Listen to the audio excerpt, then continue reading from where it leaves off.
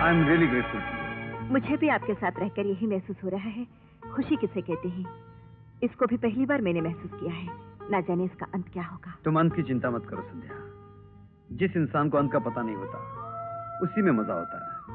वो उम्मीदों पर जीता है।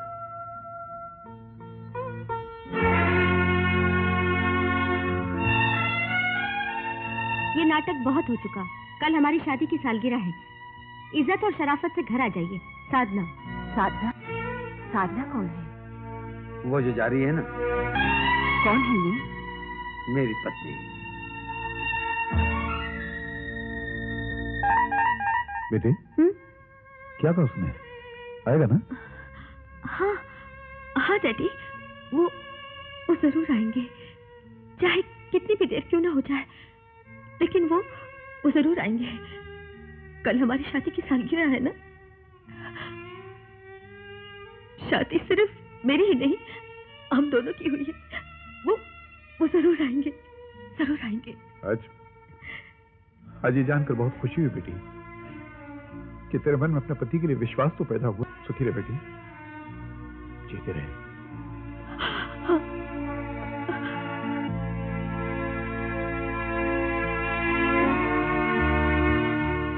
संध्या, मैंने तुमसे झूठ कहा था कि मेरी पत्नी नहीं है, लेकिन मेरा विश्वास करो, मैंने तुम्हें धोखा देने की गरज से नहीं कहा था। मेरी पत्नी ने कभी मेरी परवाह नहीं की, ऊपर से मेरा अपमान किया, जो मैं बर्दाश्त नहीं कर सका।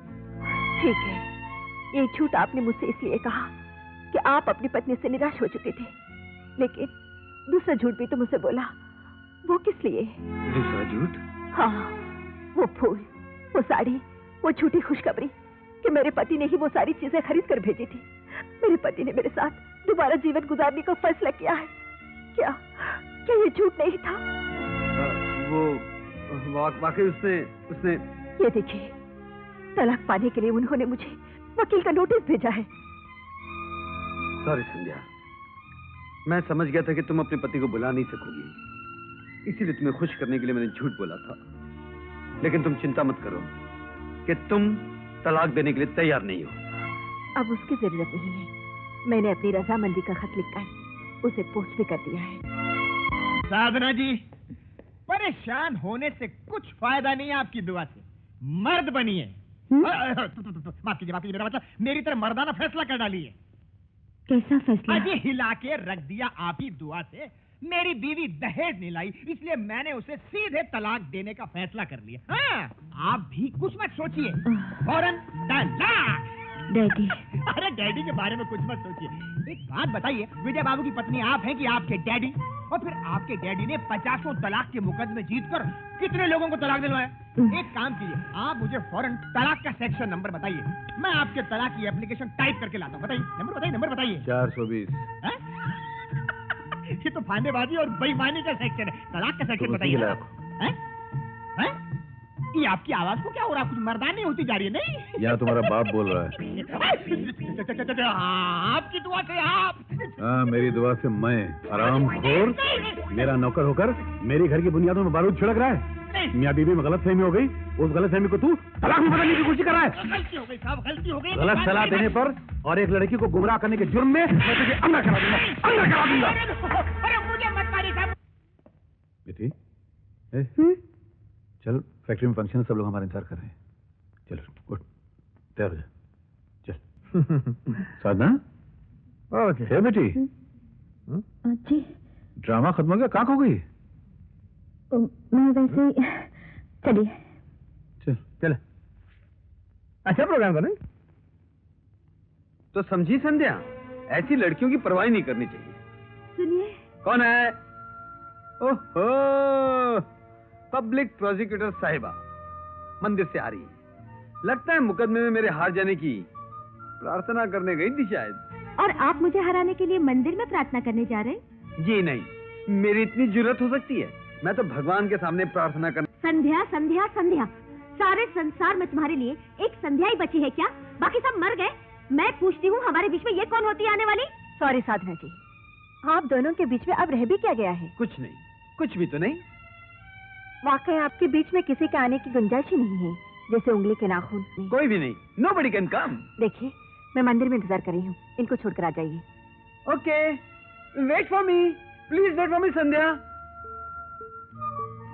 एक औरत के सामने इस तरह चीख चिल्लाकर बात करते हुए तुम्हें शर्म नहीं आती? ओहो, और पति की छोड़ी हुई एक पराई औरत के साथ गुल छर्रे उड़ाते हुए तुम्हें शर्म नहीं आती? पति की छोड़ी हुई औरत, जिस औरत ने पति को छोड़ा हो, अगर मैं उसके साथ घूमूं तो मेरी इज्जत बढ़ेगी ना? मैंने किसी को नहीं छोड़ा, आप ही ने सब कुछ छोड़कर मुझे अपने से दूर कर दिया। कल हमारी शादी की सालगिरह थी, क्या आपको याद नहीं था? छी छी छी छी छी, कौन याद रखेगा उस मनुष्य दिन को? मैं जा रहा हूँ। सुनिए,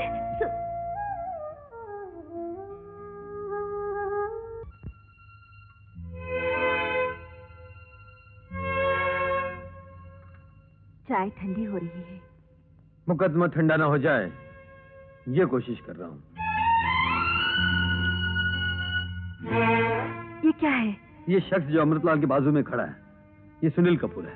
अगर ये हमारे कब्जे में आ जाए तो सारे राज सामने आ जाएंगे। एक आदमी और हमेशा अमृतलाल के साथ रहता था, उसका ड्राइवर, उस दुर्घटना वाले दिन भी वो उसके साथ था।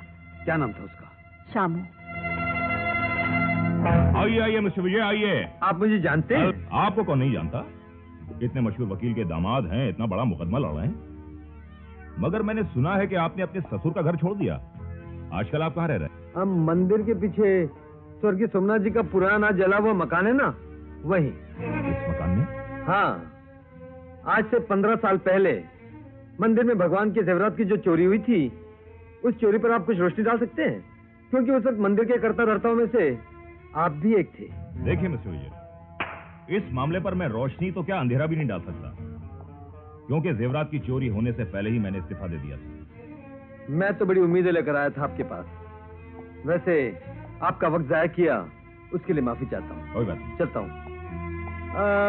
मिस्टर सुनील कपूर, बिल्डिंग वाला। बिल्डिंग वाला? जी हाँ, बिल्डिंगें बनाना मेरा खानदानी पेशा है। अच्छा, आप बनाते हैं? कुछ लोग बिल्डिंगें बनाते हैं, कुछ लोग जलाते हैं। वैसे मैं आपको एक बात बताना भूल गया था। अपने वो पंडित विष्णु प्रसाद जी है ना, उन्हें पुलिस ने गिरफ्तार कर लिया।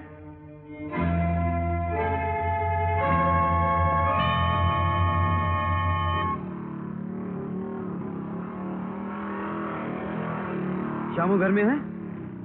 जी नहीं है। आप सच कह रही हैं? हाँ भाई साहब, इसमें झूठ बोलने जैसा क्या है? सुनील कपूर का आदमी आया था, उनको अपने साथ ले गया। अब वो तेरे पर भी शक करेगा।